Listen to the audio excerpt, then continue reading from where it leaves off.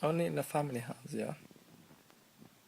Would you get your 4 or 5 year old cousin come into your room at 7 o'clock in the morning with his iPad and ask you to download GTA for him? Buy GTA. I just did my morning jog, but it's not starting to become a routine anymore. It's just a normal thing that I've got to do every day. So yeah, guys, I'm just gonna go off to Costa to do this small little cafe in Preston Road. Customer service and objectives. But yeah, I'm reading a book.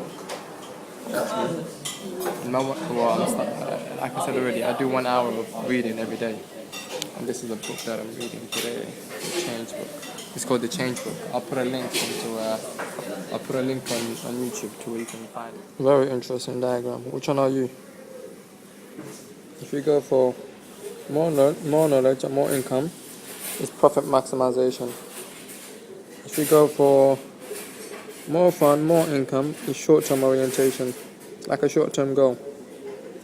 Whereas if you go for more fun and more meaning, the happiness maximization.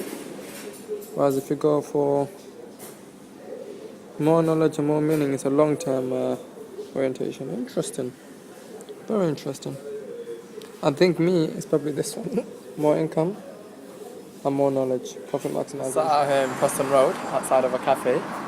And then there's like a beauty salon right next to me. Right next door.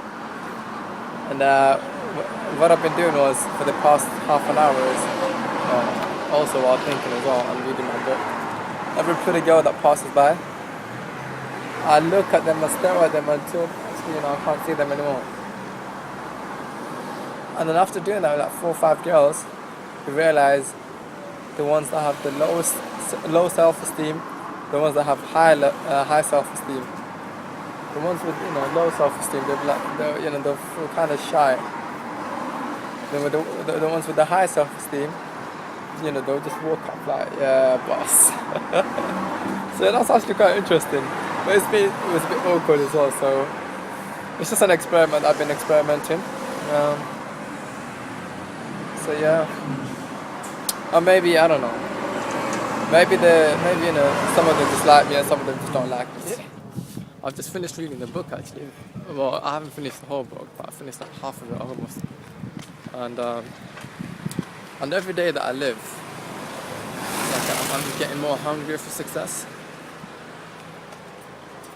So so even with the idea that I had for a business, well, I've started developing it anyways.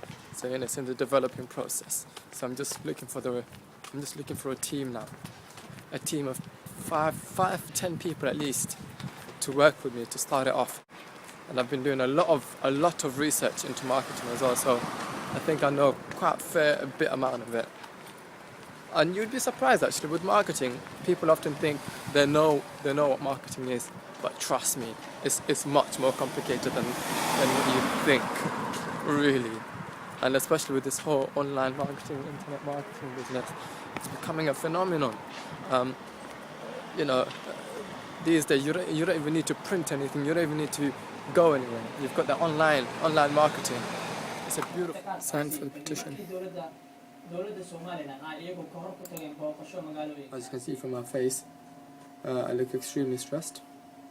Reason being is because every time I think about it, I think it's because I'm not happy with where I am today, and I should have been, in a much higher place. Because of all the hard work that I've done, and I'm still in the same place. But it's just lessons learnt. That's why I'm so determined to just work as hard, twice harder than the last time, so that I can make and I can achieve what I want to achieve. It's just I think that I think it's starting to kill me right now. Seriously, it's just because I want it so bad. But anyways, I won't talk about that too much, because obviously I've just got to make action. I've got to do. That's what matters at the end of the day. Is what you do about it, and instead of what you complain about. Did you get it? But anyways, so yeah, I was listening to the leadership talk again today from Brian Tracy and this other guy, I forgot his name, and it's really, really interesting because it opens up your mind when it comes to leadership. There's different types of leadership.